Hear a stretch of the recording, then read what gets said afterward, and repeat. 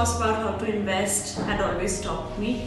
But when I came across Women on Wealth, and I actually spoke to women who had created a portfolio for themselves, and they were women like me, so that's when I decided to take the next step.